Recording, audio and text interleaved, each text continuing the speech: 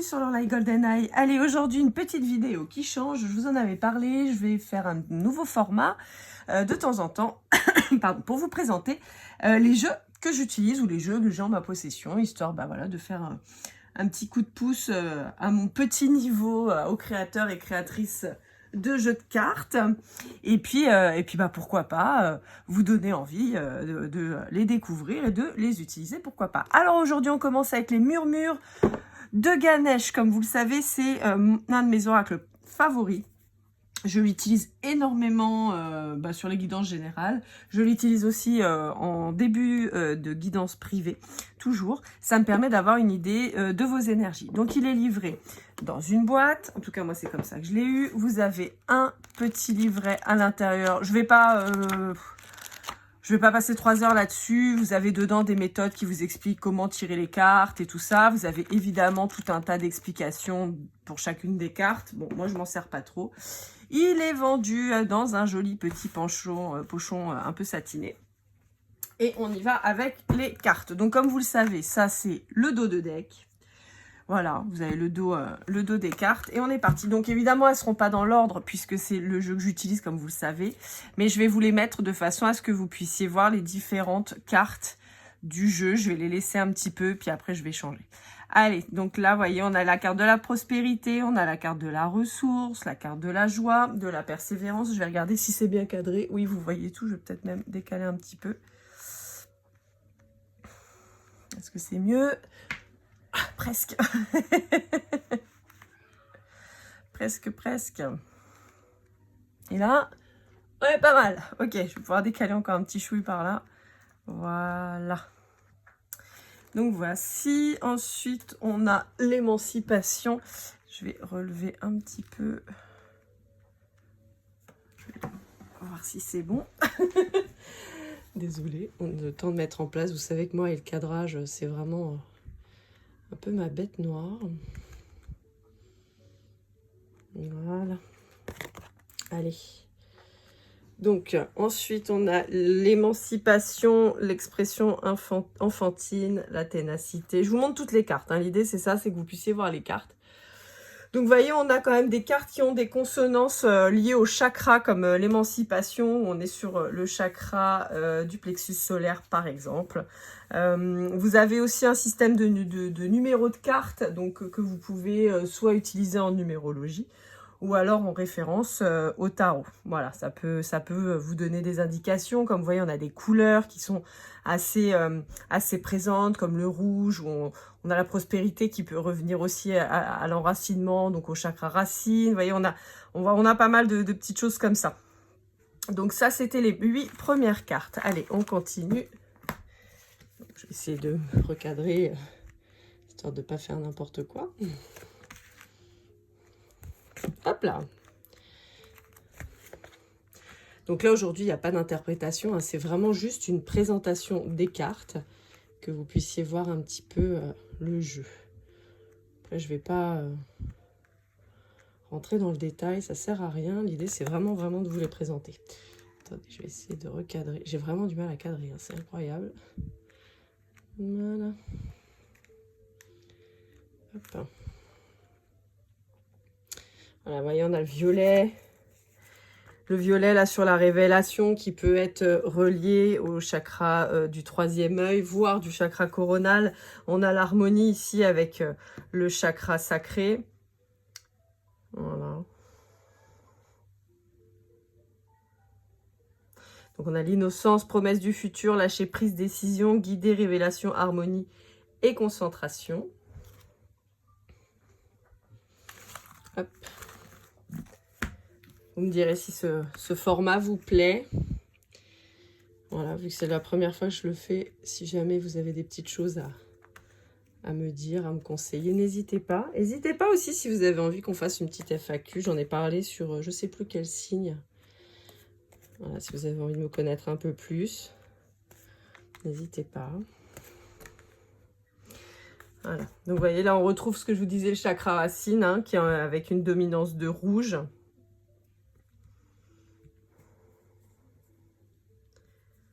Tout ce qui est un peu spirituel, on va être plutôt sur du violet. Après, on va voir dans les tons jaune orangé tout ce qui va se relier au chakra du plexus solaire et au chakra sacré. Hop. Après, moi, comme je vous disais, ma façon de tirer les cartes, elle n'est pas très académique, hein, j'en conviens.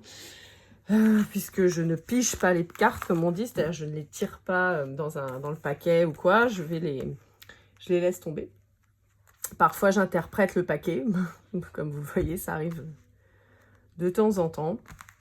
Et donc voilà, moi c'est vrai que je me fie vraiment que à mon intuition. Des fois vous allez avoir des cartes qui semblent bonnes mais qui vont ressortir dans le tirage comme pas exceptionnelles parce qu'il y a une problématique.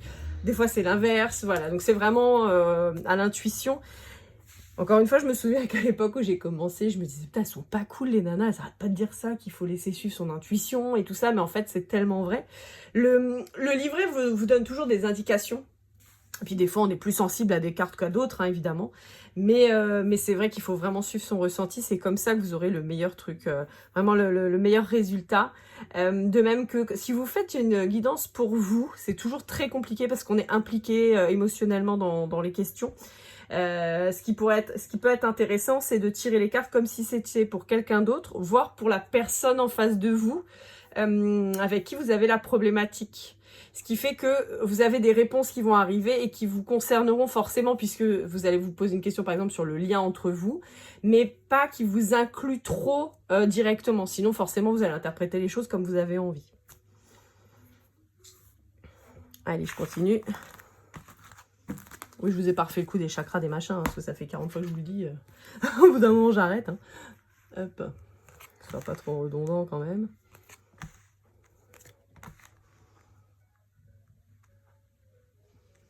Bon, comme vous le voyez, c'est des cartes que vous avez déjà vues, hein, le nouveau départ, tout ça. Hein, c'est des cartes qui ressortent en ce moment assez souvent. Hop.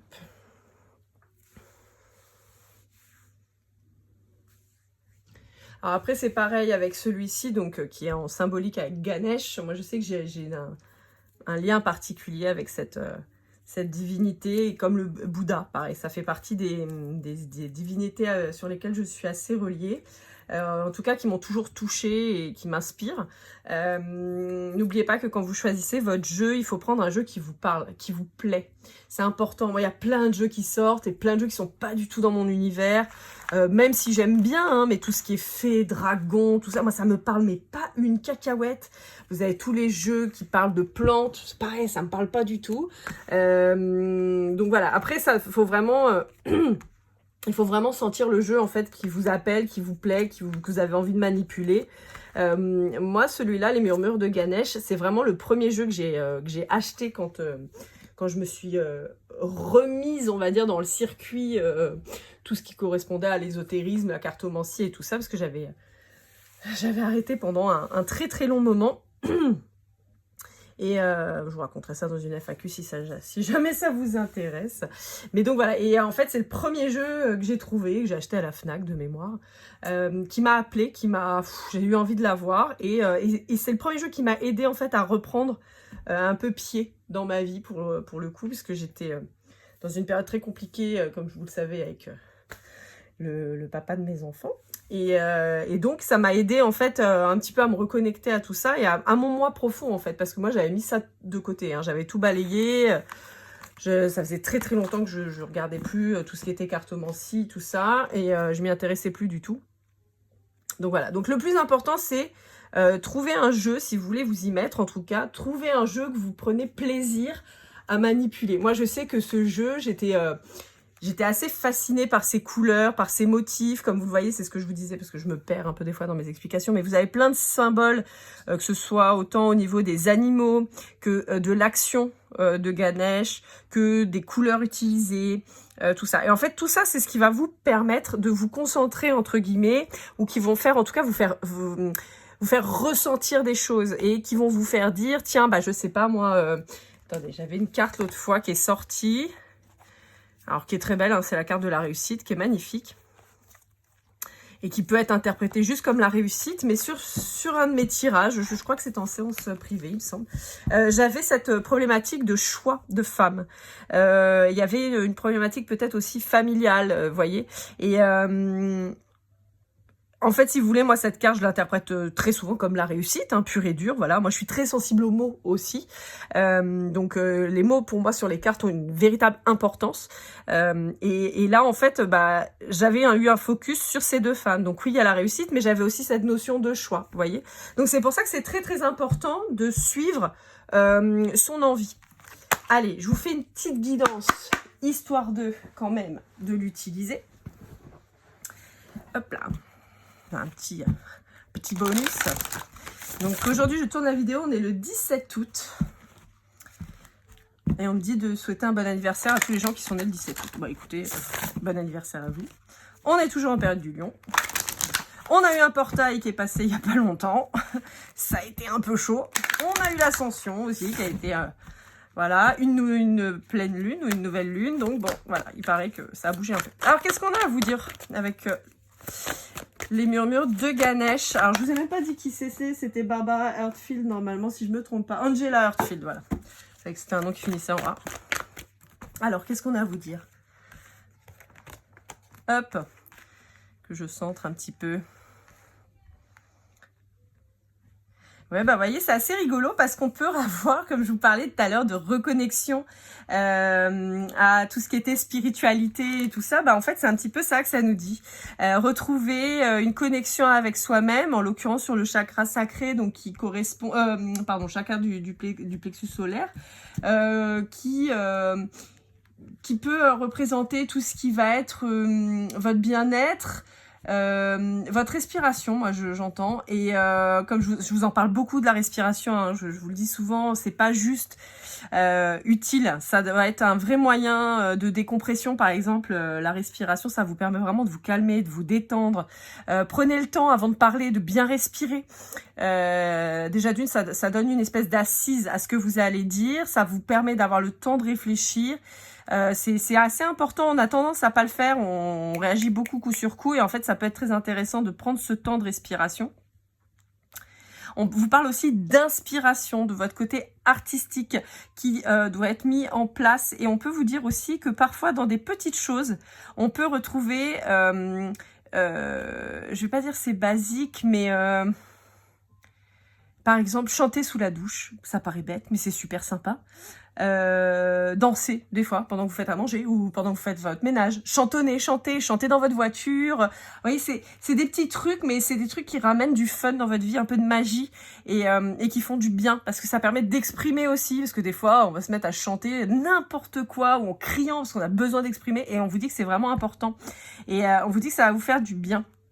Et on a toujours cette reconnexion au spirituel avec les révélations, mais je pense que c'est plus une découverte ou une intensification de vos capacités. Et on vous dit que vous êtes protégé pour ça. Voyez ? Revenir à ce que vous êtes réellement, retrouver vos priorités et l'amour de soi.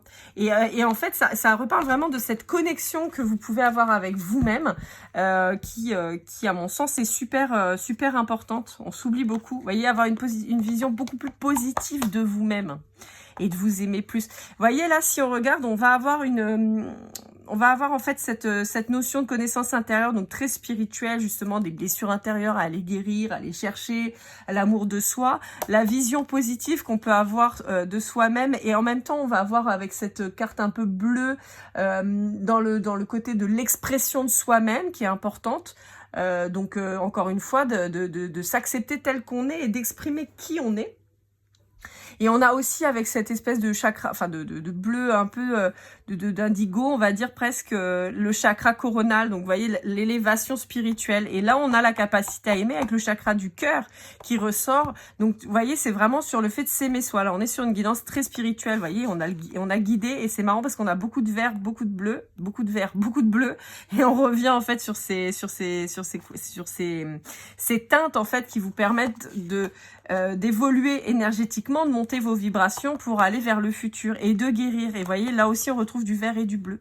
C'est important, toujours ce bleu avec la réflexion sur le fait de se pencher sur ce qu'on veut, ce qu'on aime, sur qui on est, pourquoi, du comment, pourquoi je réagis comme ça, quel est ce masque que je porte. Je vous mettrai de toute façon très bientôt des suggestions de livres aussi. Alors j'en lis pas énormément moi des livres spirituels, en revanche il y en a un ou deux qui sont vraiment super et qui peuvent vous aider. Voilà, d'être plus généreux avec vous-même.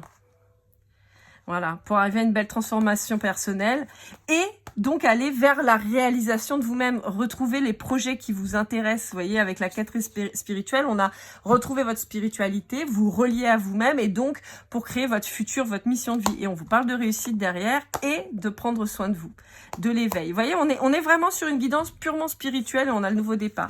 On est vraiment là-dessus. Voilà, voilà. Bah écoutez, j'espère que ce petit review vous aura plu. N'hésitez pas à liker, commenter, partager. N'oubliez pas, je suis toujours dispo pour une guidance privée. Je vous souhaite en tout cas de belles fins de vacances pour certains, une belle reprise pour tous mes petits marmailles réunionnais qui recommencent lundi l'école. Je vous souhaite à tous une bonne rentrée et je vous souhaite comme toujours le meilleur et keep cool and love.